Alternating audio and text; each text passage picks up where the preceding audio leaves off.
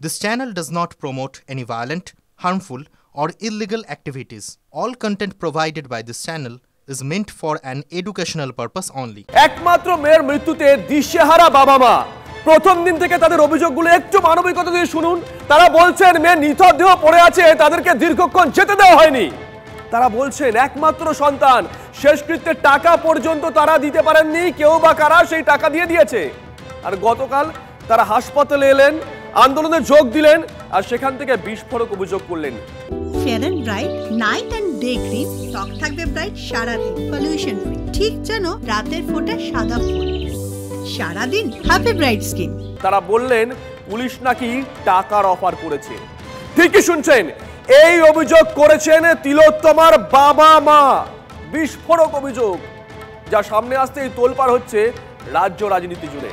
পাল্টা আজকে সকালে আসরে নেমেছে তৃণমূল কংগ্রেস, কিন্তু তাতে ওই একটা কথা আছে না বাংলায়, আগুনে ঘি ঢালা, অনেকেই বলছেন সেটাই ঘটেছে। আরজিকর কাণ্ডে প্রথম থেকেই প্রশ্নের মুখে পুলিশের ভূমিকা, তদন্তে গাফিলতির অভিযোগ ছিলই।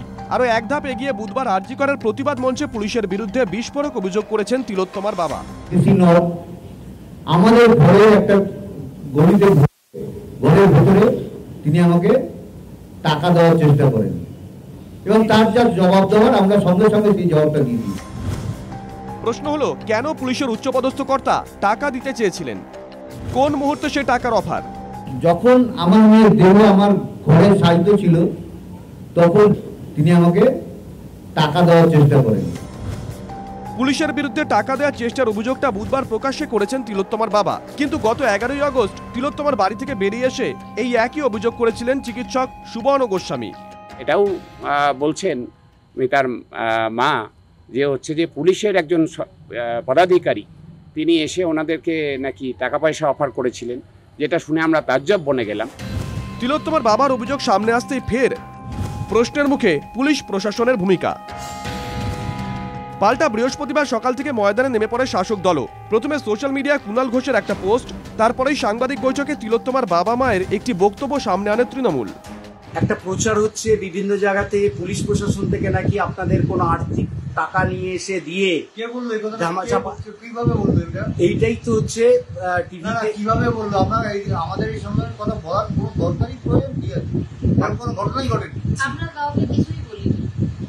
তাহলে এটা পুরো সম্পূর্ণ একদম মিথ্যা গল্প, মিথ্যা গল্প বানিয়ে একটা বিষয়বস্তু শুরু করে। টাকা দেওয়া নিয়ে তৃণমূলের প্রকাশ করায় ভিডিওতে বিভ্রান্তি ছড়ায়। সত্যিটা কি জানতে TV9 বাংলা তিলোত্তমার বাবা মায়ের সঙ্গে কথা বলে, তখন তাদের অভিযোগ আরও বিস্ফোরক। চাপ দিয়ে ভিডিও।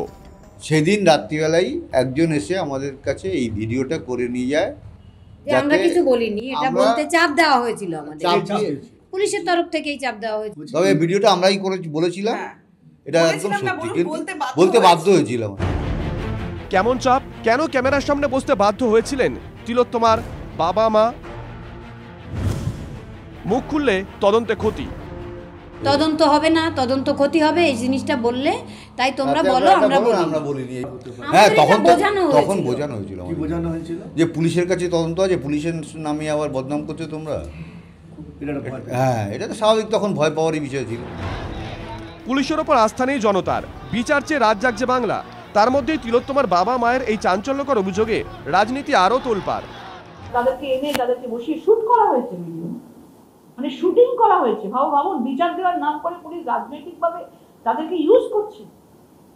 কিন্তু মমতা বন্দ্যোপাধ্যায়ের বিরাট বড় প্ল্যানিং, এইভাবেই তো সরকারটা চলছে। মৃতার পরিবারের লোক বলছে যে তাদেরকে টাকা দিয়ে মুখ বন্ধ করতে চাইছে।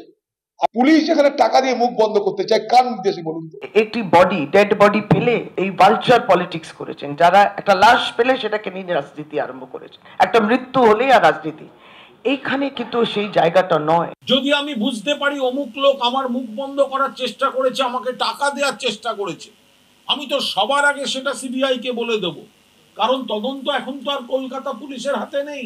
তাহলে যেটা আন্দোলনকারীদের মঞ্চে বসে বলা যায়, তাহলে সেটা সিবিআই তদন্তকারীদের সামনে বলা হয়নি কেন? আর সিবিআই এর তদন্তকারীদের সামনে যদি না বলা হয়ে থাকে, তাহলে সেটা আন্দোলনের মঞ্চে বলা হচ্ছে না। তিলোত্তমার বাবা মায়ের বিস্ফোরণের পর রাজ্য রাজনীতিতে বক্তব্যের দ্বন্দ্ব চলছে, আন্দোলনের সুর আরও চড়ছে। 14ই আগস্ট থেকে 4 সেপ্টেম্বর গত 20 দিনে বুড়িয়ে যায়নি আন্দোলনের ঝাঁজ, বরং সাবালক হয়েছে প্রতিবাদের স্বর।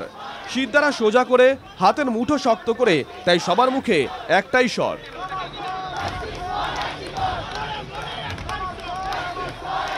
Bureau report, TV9 Bangla.